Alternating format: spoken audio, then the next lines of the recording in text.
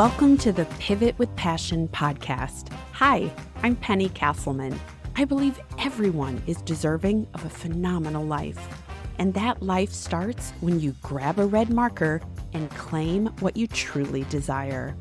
Regardless of where you came from, where you're at, or where you think you're headed, life is what you make of it. And when you learn to pivot with passion, your world explodes with opportunities.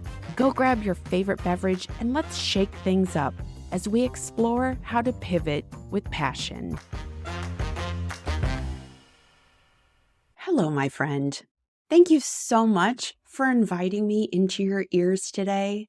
Wherever you are listening from, I don't take it lightly that you push play today. It means you're showing up for yourself, and I'm excited to go on this journey with you.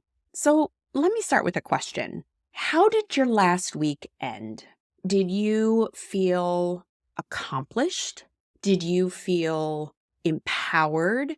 Were you excited about the month? Or did you feel like you fell short? Were you beating yourself up over things that maybe didn't matter or you had misprioritized? And then how are you feeling this week? We are halfway through Happy Hump Day, where you've got enough hindsight to see where things are headed, but just enough time to make corrective action if necessary. So the reason I pose these two questions is because this weekend I posed those same questions to myself because I wasn't using my planner. Now, I am old school. I started my corporate career and went to a 2-day training to learn how to use Franklin Covey's day timer. It was eye-opening. It was amazing. My mind was blown. I was so meticulous with planning and scheduling and getting things done. However, what I started to find over the past 6 weeks is I was not showing up and being mindful and intentional with my weekly planning. What I found is that at the end of every week, I was just beating myself up over and over and over. And finally, I had to stop the madness and say, what's really going on? Why am I not using my planner? Because it's always been a priority for me to kind of know where I'm headed for the next week and what I want to accomplish. Things I struggle with all the time, my whole life, even though I'm committed to being a better version of myself every day, every week.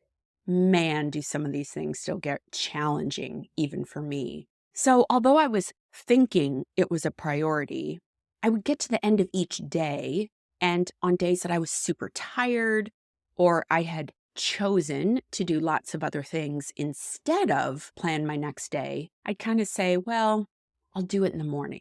I'll skip it tonight. I'll do it in the morning. Well, you guessed it. I'd wake up the next day, start my morning, and just wing it without using my planner.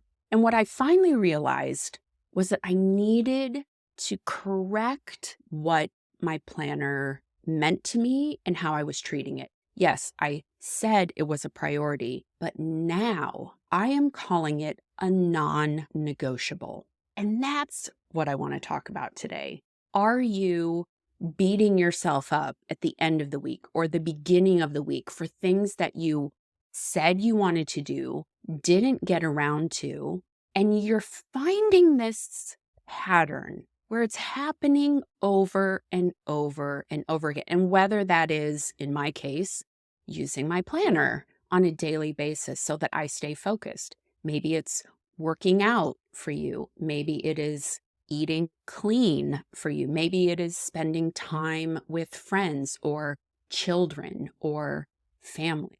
If you find yourself in any area of your life at the end of the week beating yourself up because you didn't do something, maybe that's a clue that instead of calling it a priority, call it a non-negotiable. So here's a perfect example.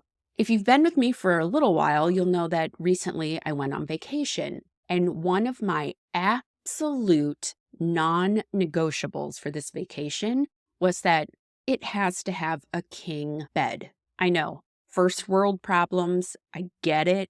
If I was going to a third world country or somewhere that hadn't been introduced to king size beds, I might make an exception. But I went to Puerto Rico. I know they have king beds. And that was a deal breaker for me. If there was any room that said, oh, look at this great ocean view, look at this great whatever, but you have queen bed, no, hard pass. Gosh darn it. I got my king bed for that week. So yay. But that's probably one silly example, but it was a non-negotiable because I need my room when I sleep. And sleep is so important because I don't get a lot of good sleep. I digress. What I want to walk through today in this episode is really how can we stop beating ourselves up week over week over week for things that we didn't get done that we really wanted to get done? Because I want you, like me, to start crushing your goals, start crushing whatever it is in life that you are going after. Whether it's a better relationship with your spouse, with your kids, with your family, maybe it's a promotion, maybe it's getting your house ready to sell, whatever it is, I want you crushing your goals because I want to crush my goals this year and I'd love to take you along with me. So let's do this. I said this before numerous times, but I will say it again here. Life isn't about what happens to you. It's about what you do with what you're given. And I think that's a perfect reframe of shifting something from a priority into a non-negotiable.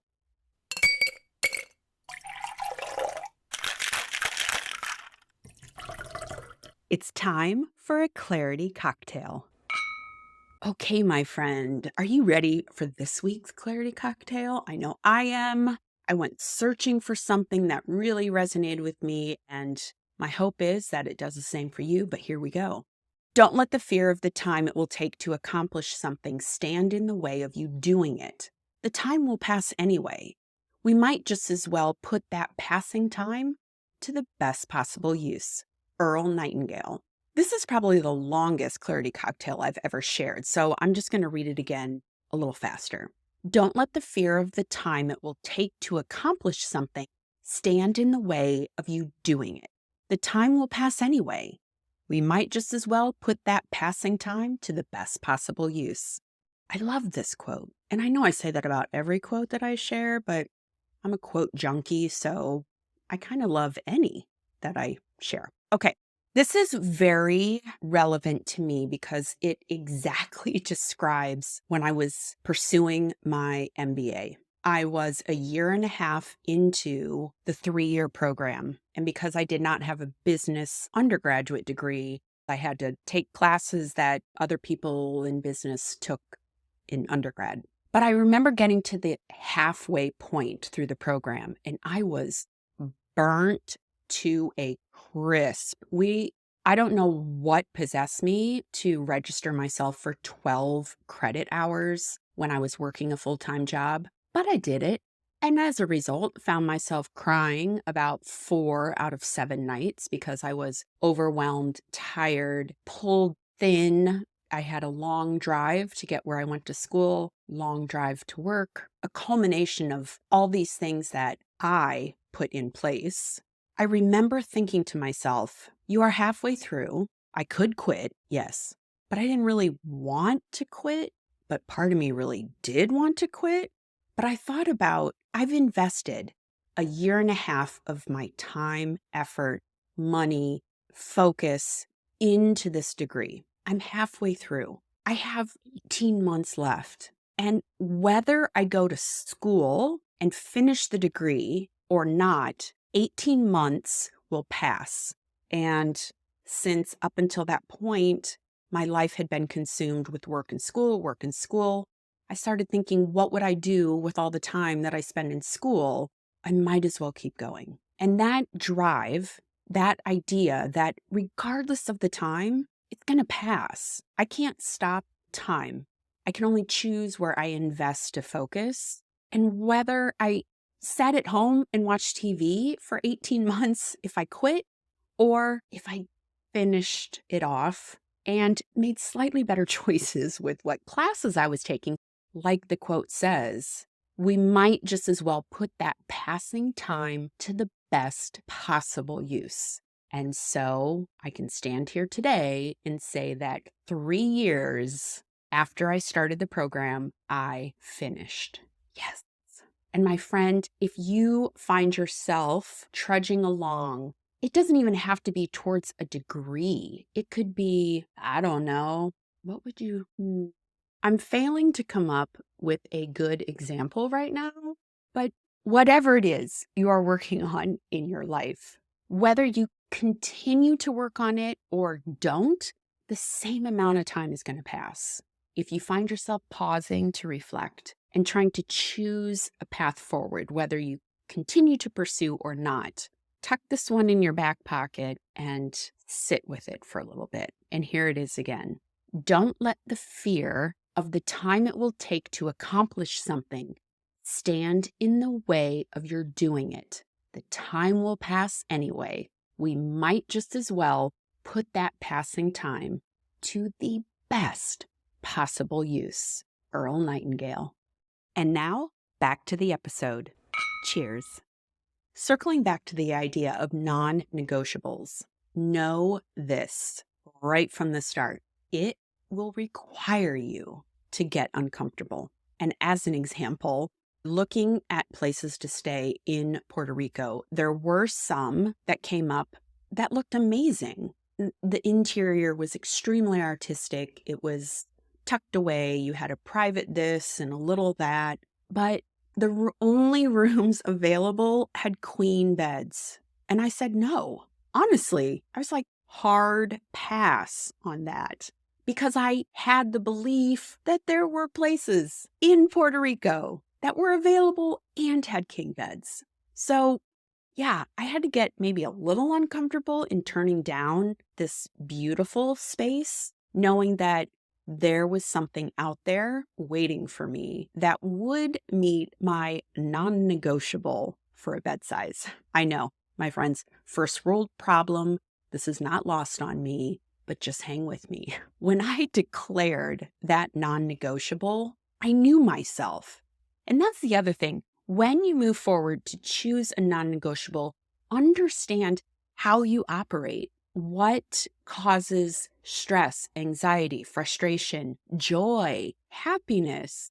You know yourself at this point. So a non-negotiable should keep you in alignment with what has you feeling the best, showing up for yourself, and being true to yourself. And I knew that if I had a week in a queen bed, I would be uncomfortable. I wouldn't sleep well.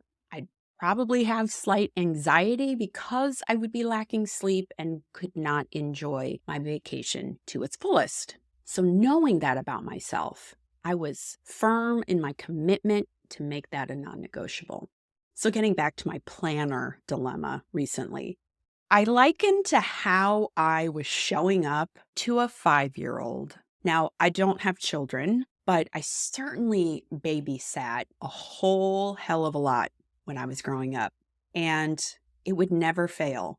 When it was time for kids to go to bed or brush their teeth or take a bath, that could elicit all kinds of reactions, right? I don't wanna. Do I have to? No.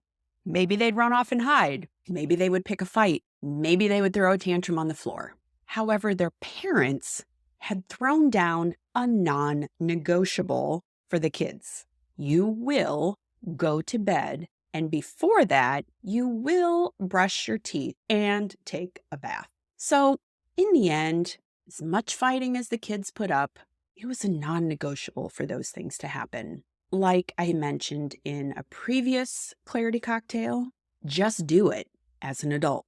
Because bemoaning the act, which exactly I was doing with this planner, I would get to the end of the day and go like, oh, I'm so tired. I don't want to put any effort into my planner. And I'd go to bed. In the moment, it would feel good, right? Be like, yes, I gave myself some grace. I don't have to do it.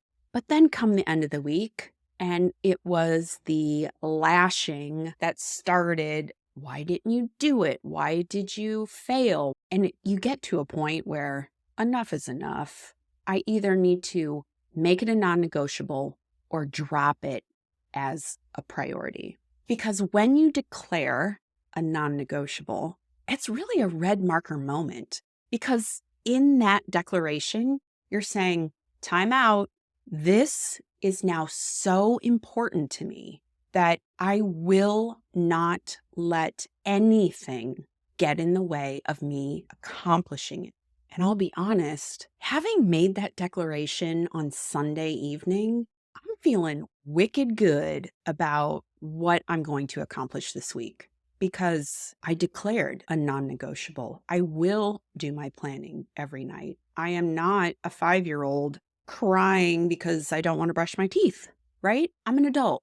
I'm making this declaration. I'm doing it. It's going to happen because I believe I have what it takes to get everything done that I want. I am willing to take action, big action, because I'm making this a non-negotiable. And I know that by doing my planning and by following this commitment, the vision where I will see myself get to in a week, a month, next year, way beyond what it would look like if I came in at 60% usage of my planner. So I'm curious, what is something that you did today that wasn't a hair on fire moment, but it felt good to do it, but wasn't an emergency? Anything like that? For me, yes, I have already done one thing like that. I won't even share because it'll just take me down a rabbit hole we don't need to go down. But one of the biggest culprits we'll say is we don't have time. When I guarantee there is one thing every day that if you just paused before you did it, you would say, whew, I don't need to do this right now. I need to work on that non-negotiable. This can wait until later, and you'd be okay. And you know what else would happen? Your chest would go out. You'd stand taller because you just made a choice. You made a choice to do something for yourself, to move your efforts forward. My friend, I want you to know that every day you have a choice.